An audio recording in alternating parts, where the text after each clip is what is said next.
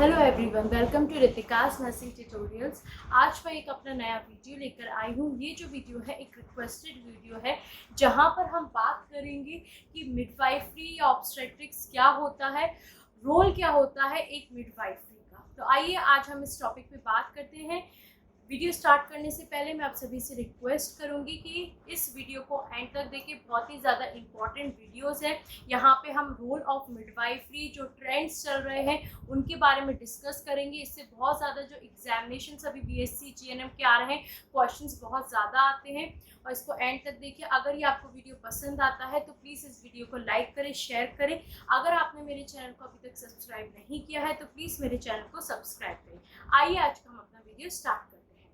तो जो मिडवाइफरी है इसको हम लोग ऑब्स्टेट्रिक्स भी बोलते हैं, जो कि एक हेल्थ साइन होती है, या फिर आप बोल सकते हैं एक हेल्थ प्रोफेशन है जो कि डील करता है प्रेगनेंसी से, चाइल्ड बर्थ से और पोस्टपार्टम पीरियड। यानी जो प्रेगनेंसी है, एक चाइल्ड बर्थ हो गया है बेबी का, उसके बाद का जो पीरियड आता है उससे डील करता है, जिसमें इंक्लूड रहता है जो एक हेल्थ प्रोफेशनल रहती है, जिसे हम लोग मिडवाइफ्स भी कहते हैं। क्योंकि मिडवाइफ कौन होती है? It is related to your midwifery and obstetrics, जो केवल डील करती है एक मदर है और प्रेग्नेंट मदर है, उसके बेबी की जो पूरी हेल्थ है, प्रेगनेंसी से जो स्टार्ट होती है, चाइल्ड बर्थ से लेके पूरे पोस्टपार्टम पीरियड में, जहाँ पे वो क्या करती है, जैसे ही न्यू बॉर्न जो बेबी है उसकी भी हेल्थ केयर प्रोवाइड करती है।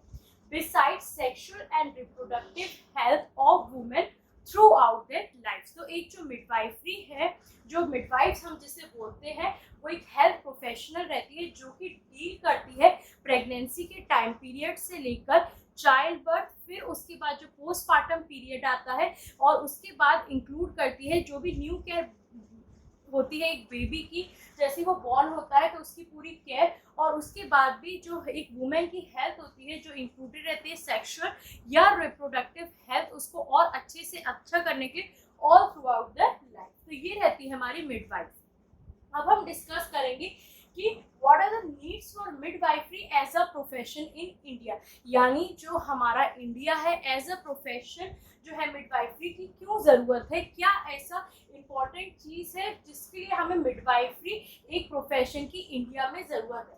तो सबसे पहले हम देखते हैं टू अचीव सेफ मदरहुड। यानी जो एक मिडवाइफ रहेगी उसको एक प्रॉपर नॉलेज रहती है कि मदर जो प्रेग्नेंट वुमेन है उसको हमें कैसे हैंडल करना है, उसकी कैसे केयर करनी है during the time of pregnancy, उसको हमें क्या क्या इंपॉर्टेंट एडवाइस देनी है कि उसकी और जो आने वाला बेबी है दोनों की हेल्थ मेंटेन रहे और किसी भी प्रकार का during the time of pregnancy जो है कॉम्प्लिकेशंस ना हो, एबनॉर्मल कंडीशंस अराइज ना हो जाए। तो एक सेफ मदरहुड उससे हो सकता है। इस साथ ही साथ साइकोलॉजिकल, इमोशनल सपोर्ट और काउंसलिंग भी जो एक मिडवाइफ है वो दे सकती है एक प्रेग्नेंट वुमेन को।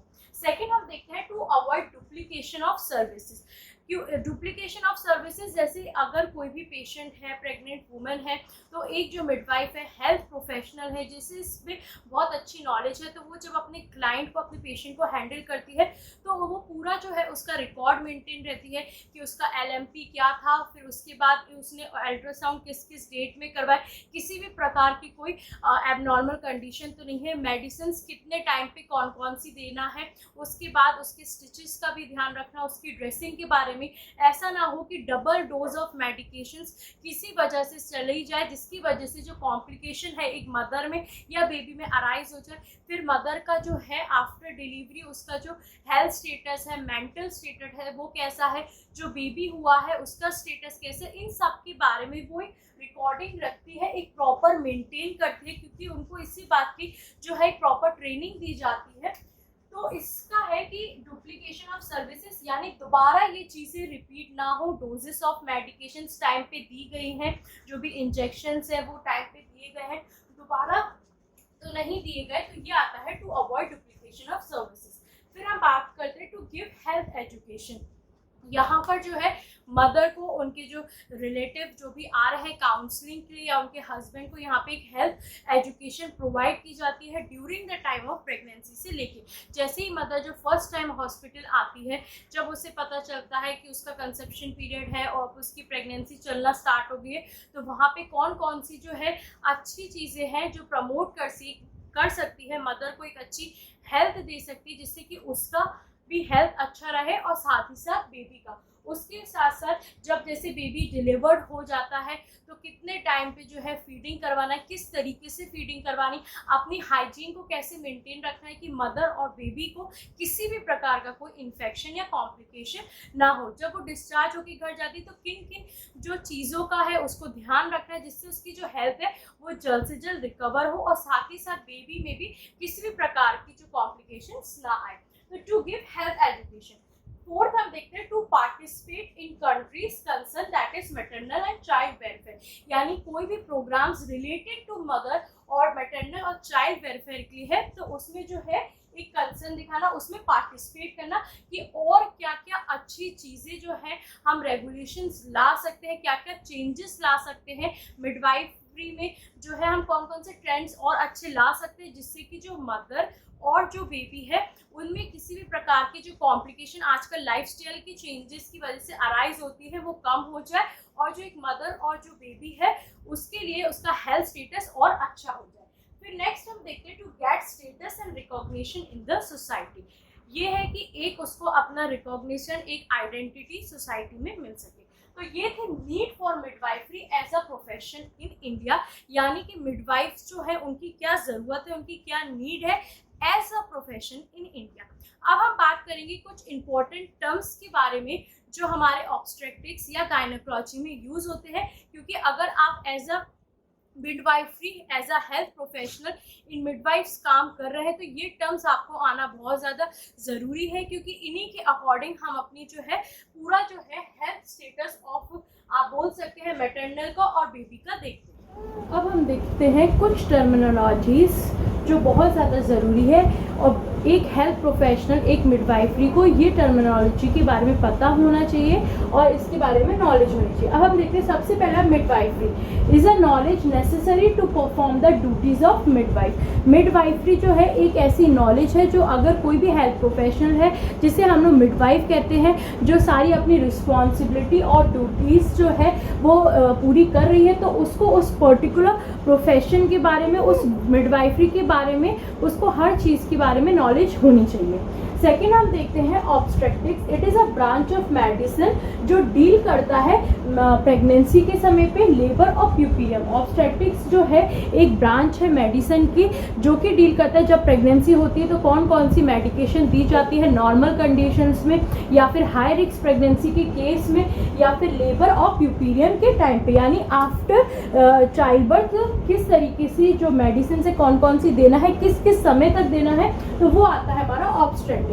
फिर हम देखना है गायनेकोलॉजी। ये जो है ये एक ब्रांच है मेडिकल साइंस की जो क्या करता है डिजीज ट्रीट करता है regarding to female genital organs. जो भी जेनाइटल ऑर्गन्स की कोई भी प्रॉब्लम है, फीमेल्स की जितनी भी प्रॉब्लम्स है किसी भी प्रकार की जो है वो डील करता है हमारा गायनेकोलॉजी। उसके बाद हम बात करते हैं प्रेगनेंसी। ये एक ऐसा स्टेट है जहाँ पे जो एक वुमेन है कंसेप्शन टाइम के पीरियड से जो है एक फीटस को अपने यूट्रस में, अपने वोम में कैरी करती है टिल चाइल्ड बर्थ। फिर हम देखते हैं ग्रेविडा। ये बहुत ज़्यादा इम्पॉर्टेंट है कि ग्रेविडा क्या होता है। अगर सिंपल में हम देखें जो ग्रेविडा है वो हम उसको बोलते हैं कि जो वुमेन है वो कितनी बार प्रेग्नेंट हो चुकी है। According to definition it is a state of pregnancy irrespective of its duration. यहाँ पे जो उसका ड्यूरेशन है वो कोई काउंट नहीं होते हैं, बस हम इतना देखते हैं कि जो फीमेल है वो पहले कभी प्रेग्नेंट हुई है या नहीं हुई है। इसी के अंडर कुछ और टर्म्स आते हैं जैसे कि मल्टी पैरा।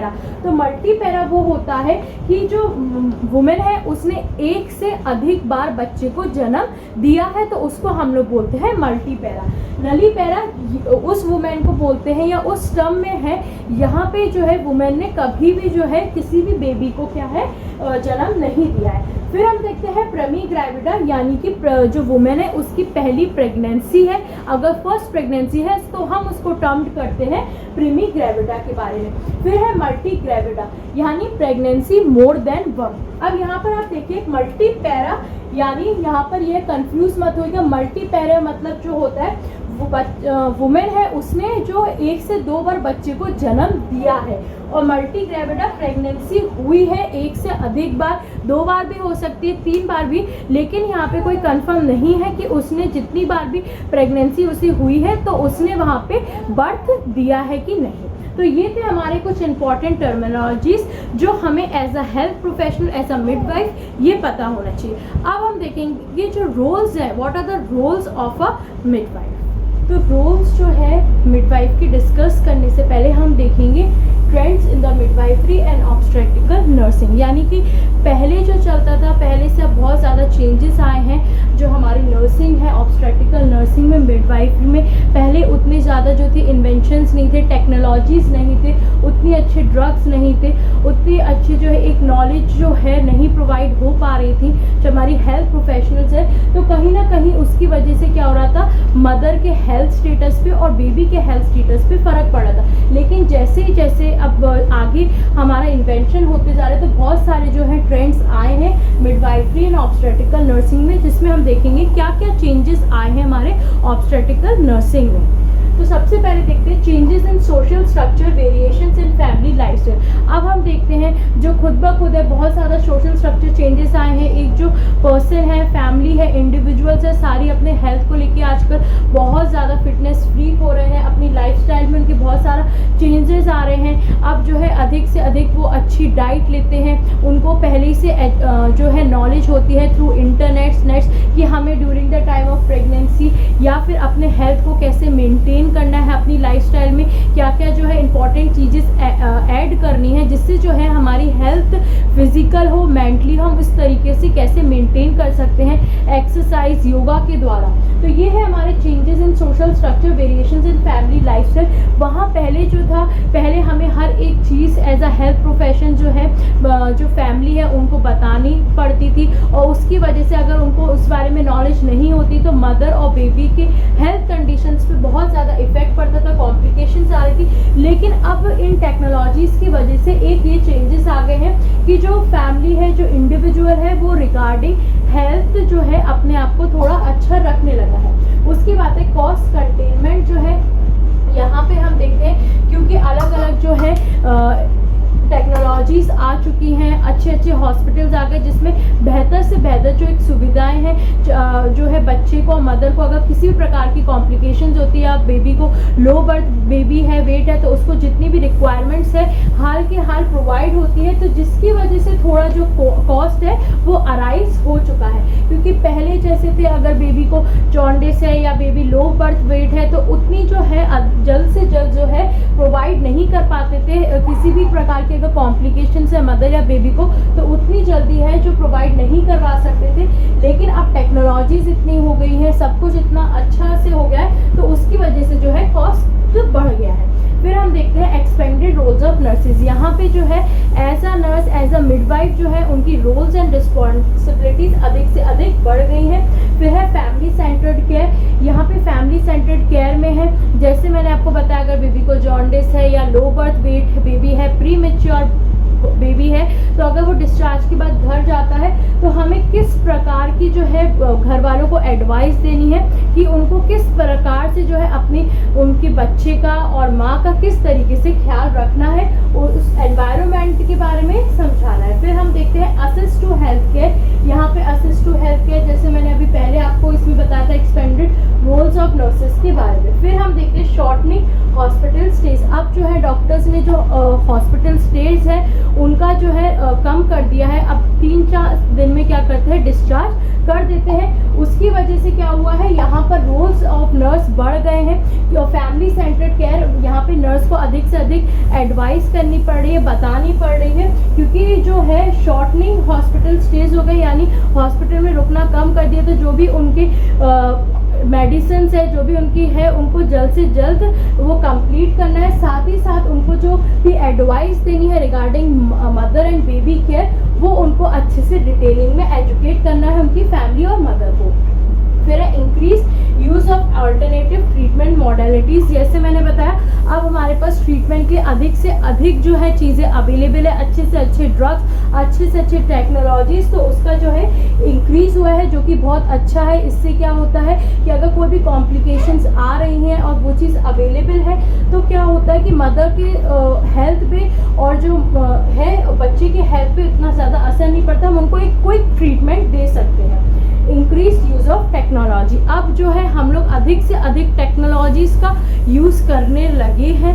तो ये जो है सारे चेंजेस आए हैं in midwifery and obstetrical nurses. अब देखते हैं हम role of nurse as a midwife या फिर मिडवाइफ की क्या क्या रोल है। तो सबसे पहले जो है ये डिवाइडेड है कि एज अ जो मिडवाइफ एज अ नर्स जो है प्री कंसेप्शन केयर में उसको क्या करना पड़ता है, एंटीनेटल पीरियड में जो है उसे क्या पेशेंट को बतानी क्या केयर दे रही है, या इंट्रानेटल पीरियड में उसको किस प्रकार की केयर देनी है, एंड ड्यूरिंग पोस्टनेटल पीरियड। तो जैसे ही जो conception care pre conception care में है, जब मदर आती है विजिट करती है हॉस्पिटल, तो जो है उसको एडवाइस करना है, सारे जो है उसके ऑब्जर्वेशंस देखना है।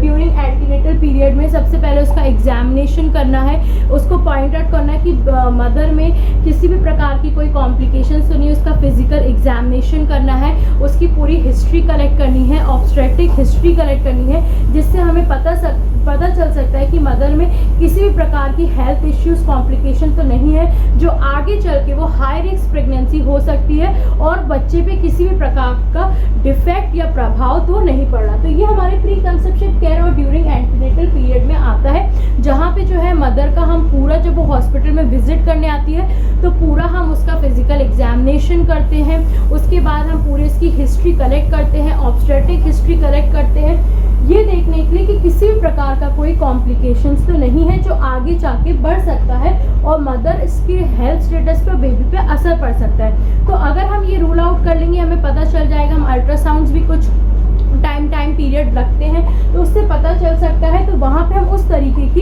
ट्रीटमेंट और केयर उसी टाइम से स्टार्ट कर सकते हैं, तो इससे मदर और बच्चे पे उतना ज़्यादा प्रभाव नहीं पड़ेगा। फिर है ड्यूरिंग इंट्रानेटल पीरियड, जैसे जो लेबर के दौरान है जो है एक साइकोलॉजिकल सपोर्ट मदर के लिए बहुत ज़्यादा ज़रूरी रहता है। इससे क्या होता है, जो प्रेशर है मदर पे वो कम हो जाता है और एक ईजी जो है लेबर का प्रोसेस स्टार्ट हो जाता है। वहाँ पे लेबर के दौरान पे हर एक प्रोग्रेस मदर की रिकॉर्ड करना, वेजाइनल एग्जामिनेशन, एब्डोमिनल एग्जामिनेशन करना, उसके बाद उसकी जो पूरी लेबर प्रोग्रेस है उसको पूरी तरीके से रिकॉर्ड में मेंटेन करना, तो ये आता है ड्यूरिंग इंट्रानेटल पीरियड। उसके बाद ड्यूरिंग पोस्टनेटल पीरियड में है मदर को पूरी तरीके से देखना कि जो है उसमें किसी प्रकार के इन्फेक्शन के चांसेस तो नहीं है, उसको एक प्रॉपर केयर देना, वो टाइम टू टाइम मेडिकेशंस देना, बच्चे की भी जो है केयर देना, किसी भी प्रकार का कोई बच्चे में भी कोई डिफेक्ट या कॉम्प्लिकेशंस तो नहीं है। ब्रेस्ट फीडिंग के बारे में मदर को एनकरेज करना, उसके फ़ायदे बताना, किस तरीके से जो है हम ब्रेस्ट फीड करवा सकते हैं, बेबी को किस किस टाइम पे करवाना है, किस किस टेक्निक से करवाना है, और उसके बाद उसकी हेल्प करना कि वो अपनी जो हेल्थ है मदर दोबारा से रीस्टोर करे जल्द से जल्द, और आफ्टर डिस्चार्ज जो है उसे घर पे अपने बच्चे का अपने किस तरीके से ख्याल रखना है। तो ये था रोल ऑफ मिडवाइफ। तो ये था आज का हमारा वीडियो जहाँ पर हमने डिस्कस किया कि मिडवाइफरी क्या होती है, मिडवाइफ क्या होती है, कुछ इंपॉर्टेंट टर्मिनोलॉजीज के बारे में जो कि ऑब्स्टेट्रिक्स में यूज़ होते हैं, फिर ट्रेंड्स जो मिडवाइफरी में और गायनेकोलॉजिकल नर्सिंग में अब आ गए हैं, और साथ ही साथ role of midwife. I hope जो आपको ये आज का वीडियो पसंद आया हो। अब हम मिलेंगे हमारे नेक्स्ट वीडियो में। Till then take care, bye bye, stay safe, thank you so much.